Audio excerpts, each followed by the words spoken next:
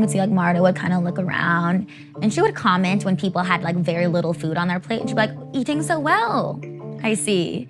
And you'd have like a piece of chicken this big and like a grain of rice. The Larry Nassar sexual abuse scandal deepened even further today, as authorities charged Nassar's former boss at Michigan State with criminal sexual conduct of his own and willful neglect of duty by a public official. Counts 3 and 4 apply to his supervision, or quite frankly, his lack of supervision of Larry Nassar. These may not be the only new charges. The Texas Rangers are conducting a criminal investigation into the former USA Gymnastics training center known as The Ranch, which sits on the property of legendary coaches Martha and Bella Karolyi, and may have given Nassar the perfect place to abuse young athletes at will. I like that it's like down and dirty. Like it's not about being pretty. It's not about perfecting your routines. It's simply self-defense. I find that empowering. And it's a good workout. Mattie Larson was a world-class gymnast and a fan favorite. She was an Olympic hopeful, but she quit at the height of her career to escape the USA Gymnastics system. Over and over again in the victim impact statements, we heard USAG. You know, it wasn't just about Larry Nassar, it was about the broader organization. Why was that?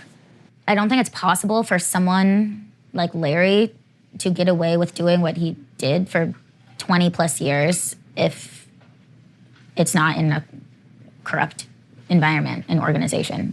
I just don't really see how that would work. Gymnastics is not like football or basketball. It's not a big part of high school sports. So the Olympic path leads through private clubs for girls, who often start intensive training when they're 8 or 9.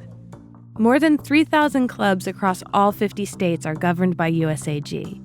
And from 2001 to 2016, the power center of USAG was National Team Coordinator Martha Karolyi.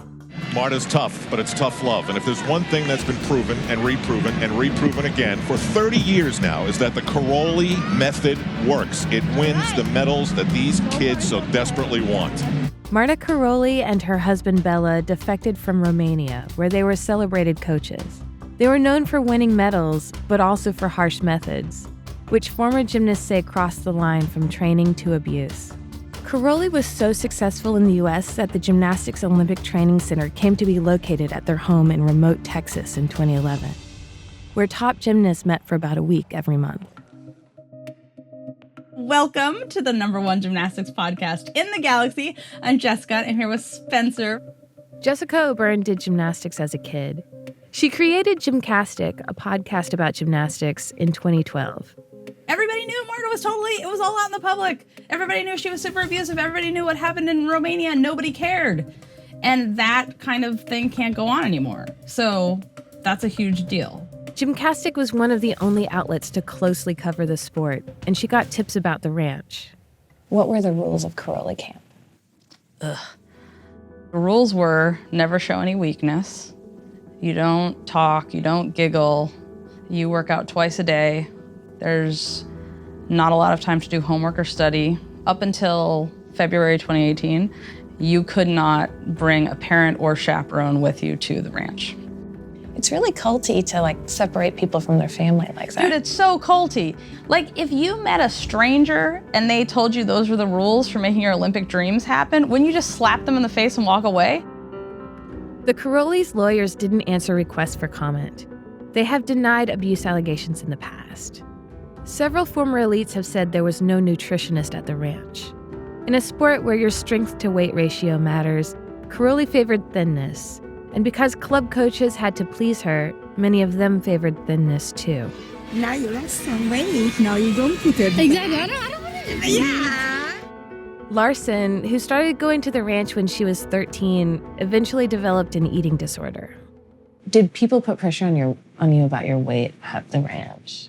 You would see like Marta would kind of look around and she would comment when people had like very little food on their plate and she'd be like, eating so well, I see. And you'd have like a piece of chicken this big and like a grain of rice. Weren't you tired? Yes, I was so tired. I always felt like I was gonna pass out at the end of practice. Around the age of 15 or 16, I started taking so many laxatives every day, and it was insane. Like, my focus of practice was not like gymnastics. It was like, don't shit your pants in your leotard. Gymnastics is dangerous, and injuries are common at the elite level. But the ranch was far from a hospital. When you needed treatment, you saw Nassar, who, in addition to abusing athletes, let them compete with injuries. He let us compete when we were super injured. After I had like one of my worst injuries, I hurt both of my feet really badly at the same time.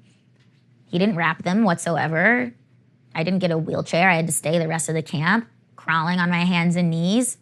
Or in that end room, they were like office chairs, like rolling ones, and I'd roll around. And that's how I got around. That's so crazy. And he's a doctor, I know. But like, what did all these adults do while there's like a teenage girl? Crawling, nothing.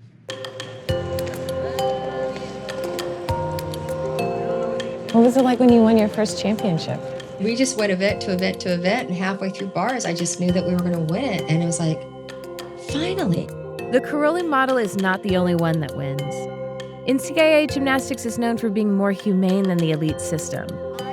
Valerie Kondo's field won 6 national championships, and she coached Larson at UCLA. We bought into the belief that we have to strip them of their voice and their sense of individuality in order to be successful. And I don't believe that. What is that like, sort of reintroducing them to the broader world? I make a point of not talking to them about gymnastics hardly at all. When we're in the gym, I'll coach them about gymnastics. But when they stop by my office, I don't talk about gymnastics. And they're guarded, and then you start to see the shield start to part, and they start trusting.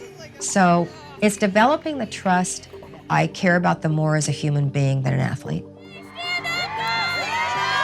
College gymnasts are allowed to have a personality.